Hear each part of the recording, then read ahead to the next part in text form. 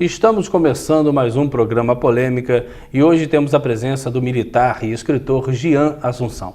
Jean, prazer em tê-lo aqui e eu tenho certeza que o telespectador ficará muito feliz com a sua abordagem. Prazer, estou muito feliz com o convite.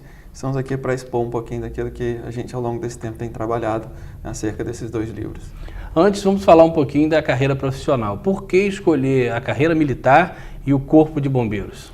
Bom, ser militar é o sonho de muita gente, né?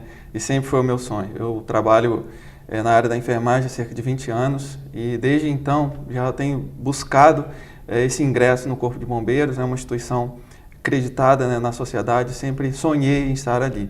Então, tentei o concurso em 2000, não passei em 2002, e aí fui perseverando, estudando. Em 2008 eu consegui ingressar, graças a Deus, e hoje estamos aí. O Corpo de Bombeiros parece que, mesmo diante de todas as crises institucionais dos órgãos públicos, parece que o Corpo de Bombeiros, na maioria das vezes, ele passa ao largo, ele passa sozinho, ele passa sem o desgaste que as outras corporações têm. Você acha que isso é devido a quê? Ou se você concorda também com isso? Não, sim. Hoje nas pesquisas o Corpo de Bombeiros está em segundo lugar de uma instituição mais acreditada, só perde para a igreja.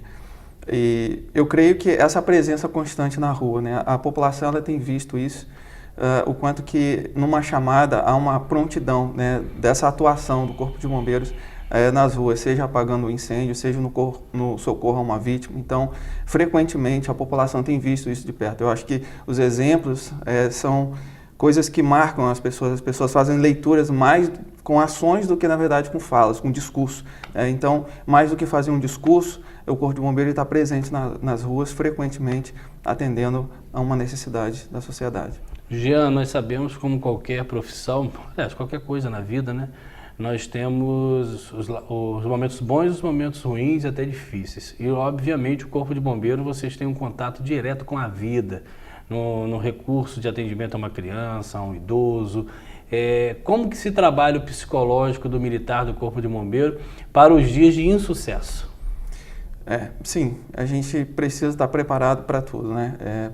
Nem sempre são dias de vitórias e, de alguma forma, não tem como dizer, por mais que a gente tenta agir dentro de uma frieza, mas a gente acaba sentindo, né? A gente retorna, às vezes, de um socorro que não conseguimos ter êxito, né? Quando perdemos uma vítima. Eu estou dentro da ambulância, então faço resgate de vítimas graves e a gente faz de tudo, tenta o esforço. Então, de alguma forma, a gente fica triste com a situação, mas, ao mesmo tempo, a gente entende que todo o desprendimento, tanto de recursos materiais e humanos, nós disponibilizamos para aquilo. Então, eu acho que é muito penoso quando você perde uma vida por falta de um material ou por falta de iniciativa.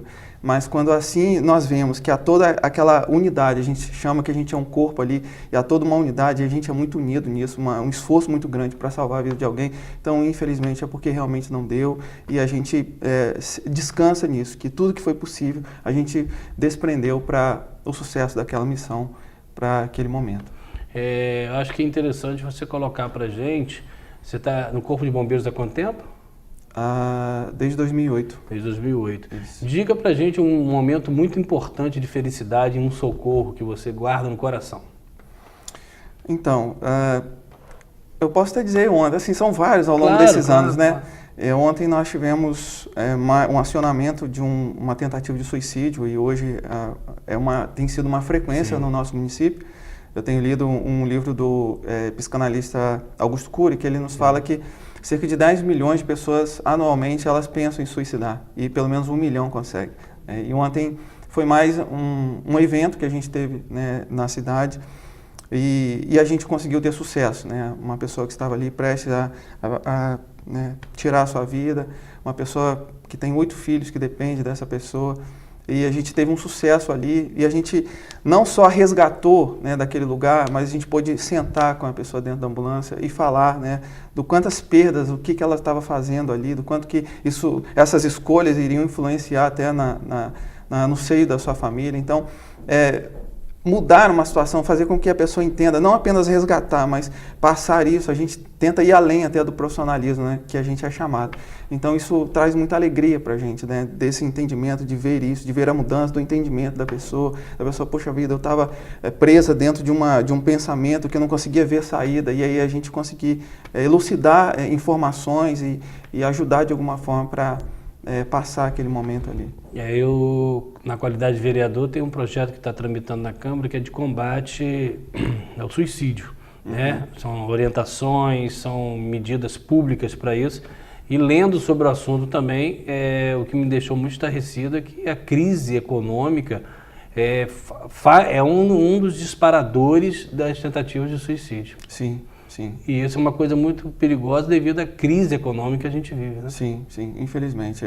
As pessoas se verem envolvidas em situações que elas não vê saída, talvez já não tenham crédito na praça, já não tem nome para fazer um empréstimo, tem que saldar certas dívidas e ver como única solução tirar a própria vida, né? Então, pode falar. Realmente isso contribui muito. Jean, vamos falar um pouquinho agora também de religião, né?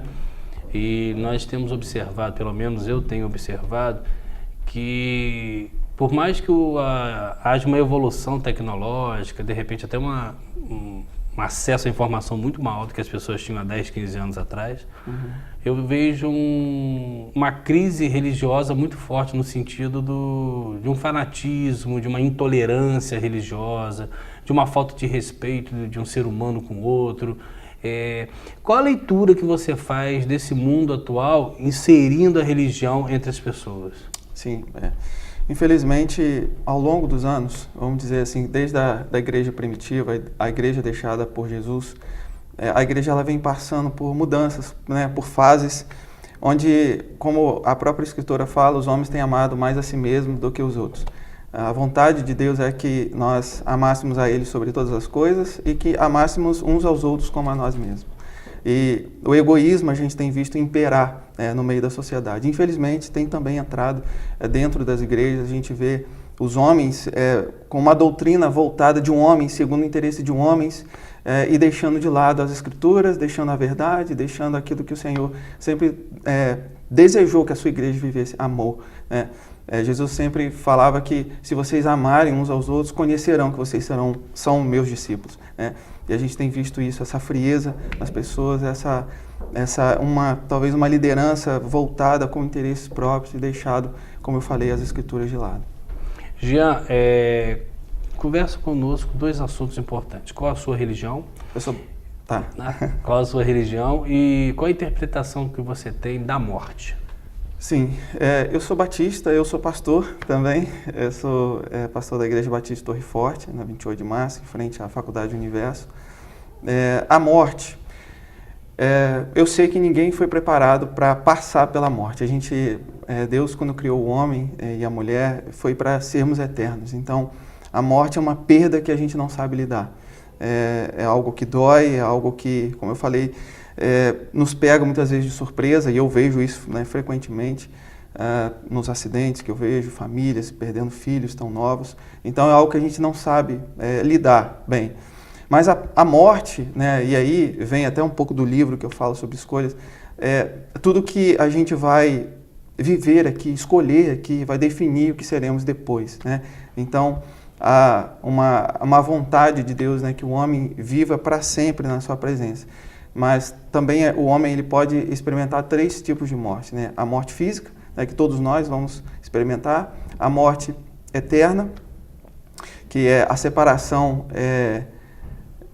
não estar mais na presença de Deus, né? E a morte espiritual, que é essa ausência para sempre da presença de Deus, é a condenação, né? Vivendo longe do Criador pela escolha feita aqui nessa vida. Existe um filme que é muito antigo, chamado Pássaro Azul, em que o grande sonho, né? Estou falando assim em linhas gerais, mas o sonho dos netos era visitar os avós. E eles conseguem ir ao céu e lá tem a casa, os avós recebem com muito carinho, com muito amor, com muita saudade. É um filme muito bonito, emocionante. E eu pego esse gancho para te perguntar como pastor, existe essa vida após a morte? Existe a vida, sim. A Bíblia fala que quando o homem morre, ele fica num estado consciente. Não há um estado dormindo, vamos dizer assim. Toda pessoa que morre, ela vive num estado consciente, esperando o seu julgamento. Então, né, estamos todos esperando essa volta de Jesus, a segunda vinda dele, onde será o julgamento. E aí são dois tipos de trono, dois tipos de julgamentos, né, que a Bíblia fala. O julgamento de Cristo, que aí ele vai julgar a igreja, segundo os galardões, segundo o seu agir aqui na terra, e também o julgamento do trono branco, que é um julgamento de condenação para aqueles que não aceitaram, né, o Senhor, que não desejaram viver o Senhor. Mas essa espera é uma espera consciente, né? Aqueles que morreram em Deus é um estado de gozo, de paz, diz a palavra, né? E os que morreram sem o Senhor já é um estado de sofrimento.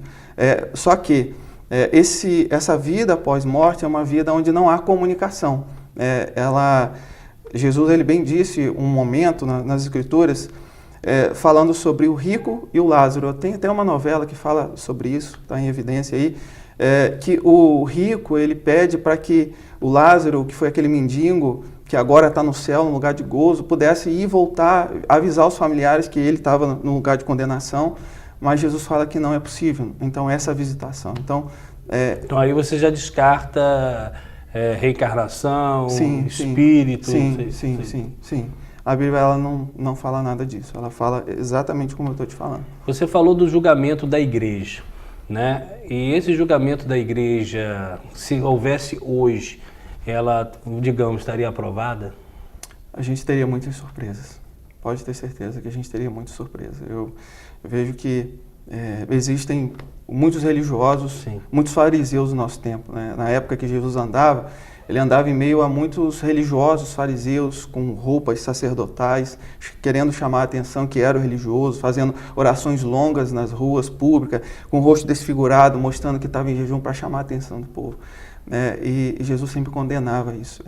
Existe um tipo de religiosidade hoje que separa o homem de Deus. O homem ele busca, através das suas ações, achar que faz isso, que coloca uma Bíblia embaixo do braço, ele é melhor que os outros. Mas esse julgamento de Cristo, ele vai ser um dia de muita surpresa, onde a gente vai ficar muito surpreso com aqueles que se acham, mas na verdade vivem um estereótipo, que na verdade dentro dele é tudo uma mentira, né? Beleza, nós estamos aqui conversando com Jean Assunção, militar e escritor. Vamos ao intervalo, daqui a pouco a gente volta.